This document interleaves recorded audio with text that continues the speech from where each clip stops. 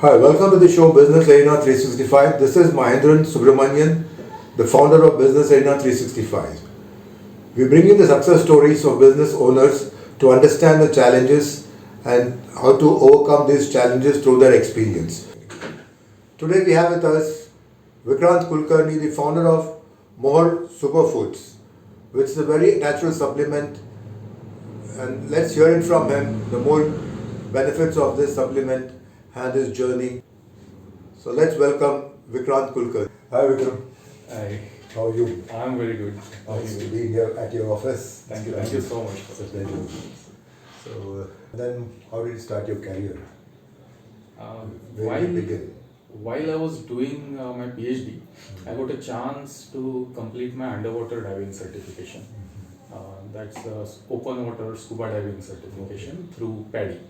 PADI is a professional association of diving instructors. Okay. And there in NIO, we used to do a lot of surveys for um, underwater pipeline, subsea cables, Okay. or jetties. And those surveys were basically a small part of large canvas called as environment impact assessment. Okay. And environment impact assessment is a technical report which is done for any large development coming in a particular area. So all those developments, they need first NOC or first clearance from Ministry of Environment and Forest. Okay. Normally we call it as a green clearance. That particular green clearance, to get that green clearance, we need to prepare one report stating that what will be the impact of that development on nearby environment and what has to be done to minimize that impact. Okay. So while I was doing my PhD, I got a chance to work on certain projects of particularly in the marine areas. Marine? Environment impact assessment in marine areas. And after completing my PhD, then I thought, okay, this is a good field, interesting field, as well as there is a good chance of money in this. You also into health related products. Yeah. How was it shift from here and there? How do you balance both? Actually, when I was doing a PhD, it was that project was funded by a very a big oil company, and they wanted to develop a biofuel from marine algae. Algae is basically it's a single cellular plant. Okay. Okay, the oxygen which is there on the earth is mainly coming from marine algae. The contribution of all our terrestrial plants is hardly 10% to the overall oxygen on Earth. Wow, that's But the main source of oxygen on this planet is the algae. Algae is also it's a kind of plant, very single microscopic plant, and they are doing photosynthesis. The process is same. Likewise, this terrestrial plants are doing. The process is same, but the volume of that microscopic algae is huge. If you consider the overall ocean cover on the earth, from there this oxygen comes. And apart from oxygen, they are developing some oils also in their cells. So considering that fact, that oil company wanted to research whether we can utilize that oil for a biofuel production. But unfortunately, the algae which we get in Indian Ocean, we could not find enough potential where you can manufacture biofuel on commercial scale. So we had to stop that research over there. But during that period, I came across various species of marine algae, and one of the species in that was Spirulina. Yeah, Spirulina is a microscopic algae which naturally grows in creek water. Not in a river, not in a sea. In between, where river meets sea, in that region, this spirulina naturally grows. And this spirulina has lot of nutrient contents. And NASA is using spirulina as a space food for quite some time, more than almost 35 years.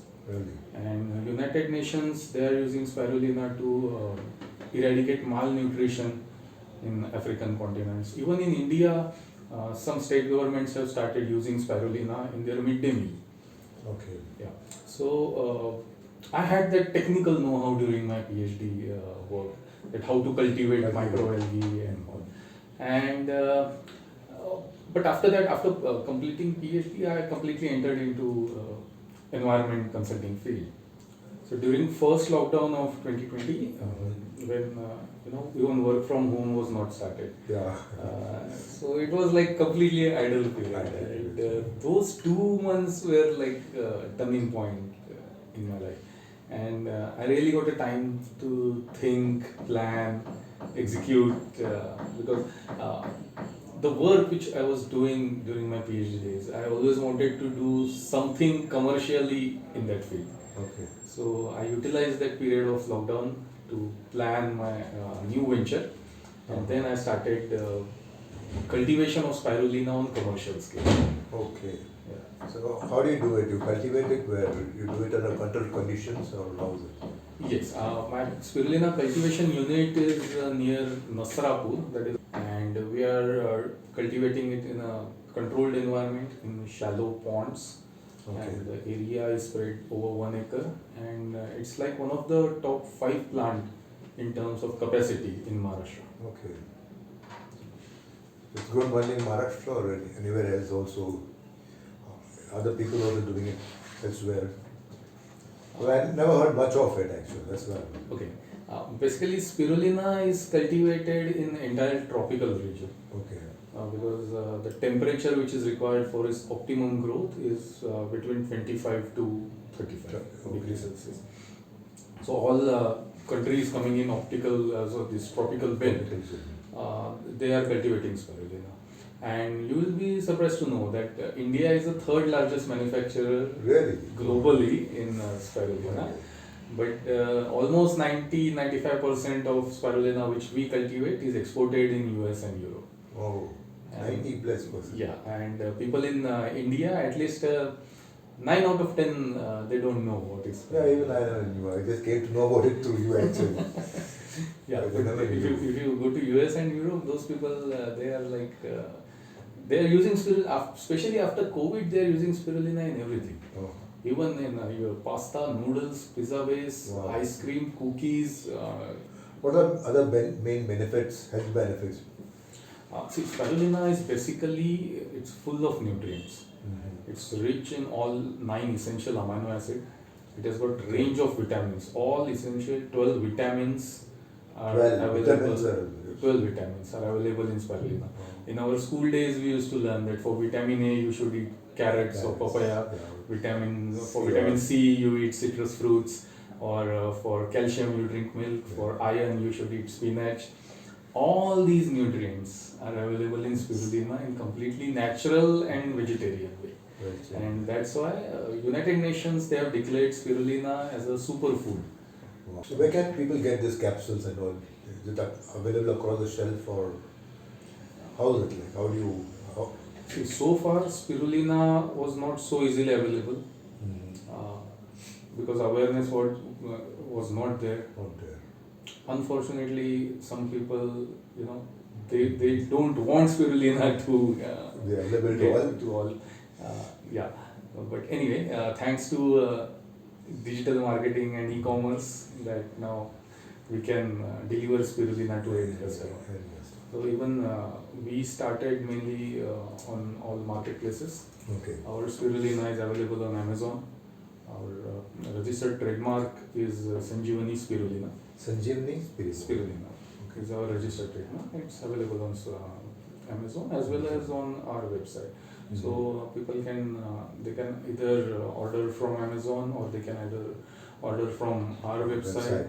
And we always direct them to our landing page through our advertisement on Facebook and Instagram.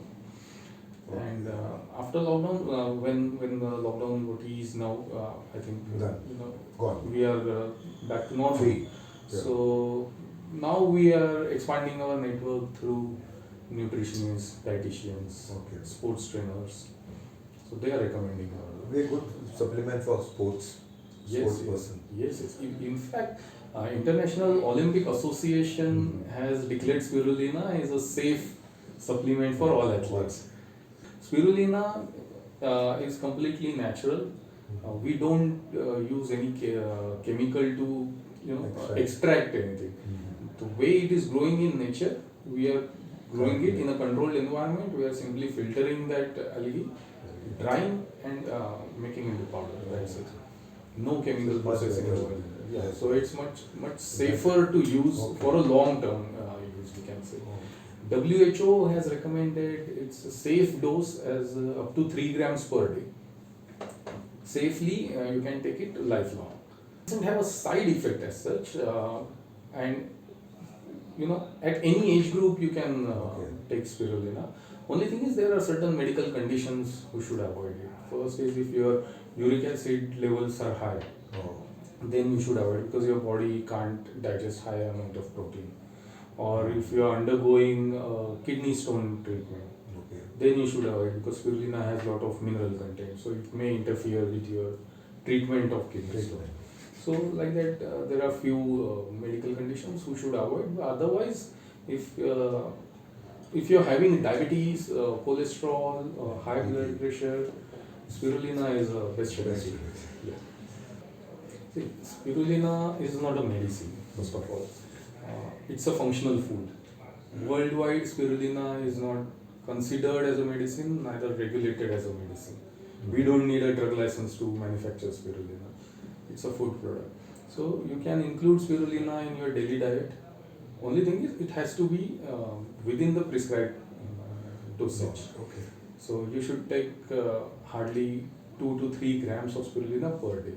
And that too not directly 2 grams. First you start with half a gram, then slowly increase the dose. Let your body acclimatize to high amount of vitamins and minerals. And there are various forms. If you can bear that smell, you can take it in a powder form. That's the best way. Otherwise, you can simply take 2 capsules per day, one with your lunch, one with your dinner. Okay. And that within 10-15 days, you will see improvement in your stamina, overall energy level. If you are going through hair fall, that will reduce. Okay. If you are having joint pains, knee pains, that will go away. Your eyesight will improve. Especially for ladies, spirulina is a miracle.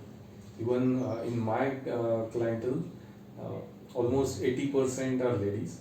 Oh. And that too in the age group of 30 to 55. Okay.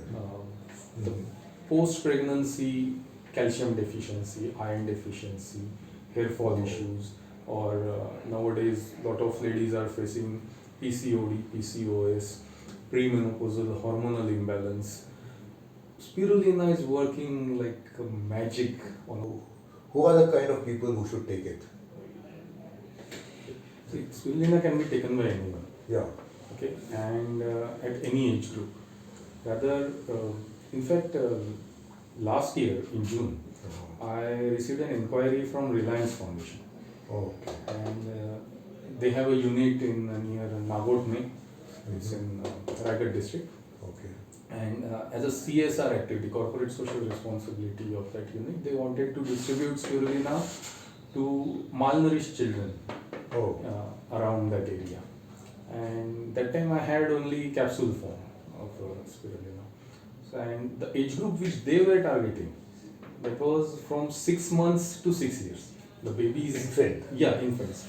Infants of 6 months to 6 years. Because malnourishment, is a major. It starts at that age. So the poor children, underprivileged. Underprivileged, mostly all tribal children in that area. So they wanted to distribute it, and but I said, see, children are so small, they cannot take the spirulina capsules or tablets. And if you give them spirulina powder directly, they will not like the taste or the smell of spirulina. So then we developed special spirulina laddus. Okay, that's where the laddus come. Yeah, and the inspiration behind spirulina laddu is that, because we wanted to mainly cater to all those small children.